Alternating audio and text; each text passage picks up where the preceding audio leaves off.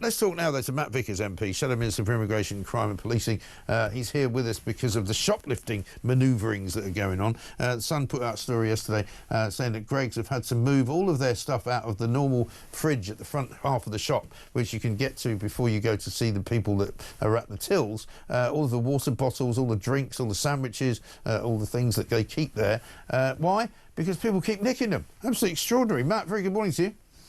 Good morning. How's it going? Yeah, very well indeed. I mean, this is a terrible thing to happen to a so-called civilised country, that shoplifting is now reached such epic proportions that everything's got to be put behind a sort of wall, effectively. Yeah, I think it's a bit of a line in the sand, actually. You know, like, people have been going on about shoplifting is horrendous. It's through the roof. Yeah. We've seen it up 20% on the year. That's madness. Like, how are these businesses supposed to operate when everything they put out disappears out the door with no money? Yeah, I mean, we've all seen footage of it, haven't we? People literally walking in, taking, say, 3 things, and just walking out, and, you know, nobody stops them. They don't seem to be in any way alarmed by the fact that they're committing a crime, because they know they're just going to get away with it. Well, we've seen it sort of going up and up and up, and it's a huge challenge for all these. You know, I mean, we talk about Amazon killing the high street. Yeah. Actually, these people are killing the high street by walking out with everything these shops own. But I think the Greggs thing is just a proper line in the sand. It's a point in which you just think, how have we got to a point where this happens? Yeah. In Britain, on our high streets, people think they can walk in there, nick a sandwich. Like, just, it's absolutely stunning that that's the social fabric of society now. Yeah. I look at that, it's just atrocious. I know, and I'm sure it's not just Greggs that it's happening, and it just so happens to be Greggs that have taken this decision, because, you know, how have we got here? Because, I mean, first of all, when this all started happening, you'd get people going, oh, you know, these are people who can't afford to eat, so, you know, I mean, it doesn't look like that, judging by some of the people going in there. They're just doing it because they know they can. Some of them do look like they've had one too many, Greggs, actually. But I think the reality is that I think this just captures the public's sort of visual of it, because it's been going through the roof. The retailers have been talking about it for ages. The police have been talking about it for ages. These retailers are spending an absolute fortune on stuff to try and prevent this happening. But the Greggs example is just something where you think, this is really cheap stuff. Yeah. This is not people going and taking a big risk because there's something lucrative in it for them. This is just absolutely disgusting situation where people think they can literally walk in a shop, pick up what they want, and off they go. And I think Greggs is one of them high street favourites anyway, isn't it? That's what gets us all as well. Well, it is. I suppose there's a lot of them, and they're easily sort of accessible and all of that. But, I mean, they're going to have to redesign all of their shops apart from anything else. It's going to cost them money, because you can't put all that stuff just behind the counter, because there's already stuff behind the counter. So presumably they'll sort of eventually have to move the counter forward and put it in front of the fridge, if you like. Well, I mean, the future for high streets for all these retailers is just really, really grim, because they're competing with online sales now in all sorts of ways. Maybe it's not Greggs, but lots of these retailers are facing that challenge. They're facing this challenge of the jobs tax that's costing them all a fortune. Yeah.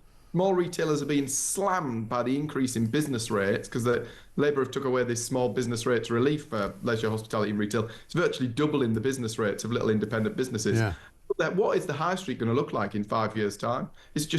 It's scary. It's really scary. It's going to be boarded up shops with anybody who's managed to defend their goods well enough from all these thieves. Yeah, a couple of charity shops and a load of parking wardens walking around waiting to put a parking ticket on your car, probably.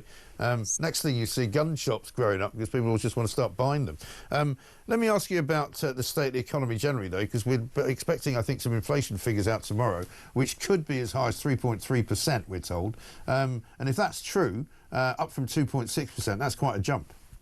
It's all the indicators. The dashboard is red. You see it on inflation. This is terrifying because it's a cost on everybody's pocket. You see it on unemployment. Unemployment on the up. People are without work. We had near record levels of employment. Growth is stagnant. The entire thing's gone wrong because anybody who wants to invest in this country at the moment is being taxed to death. If you create jobs, they're coming for you. It's just, you know, why would you invest when the situation is becoming so grim? And there's a woman behind the door, number 11, who seems determined to absolutely unleash hell on anybody who wants to work hard and get on with their lives. Yeah, I know. It seems incredible how wrong they're getting everything, including, of course, famously, yesterday's deal with the EU, which nobody can believe. I mean, my audience has never been this angry before.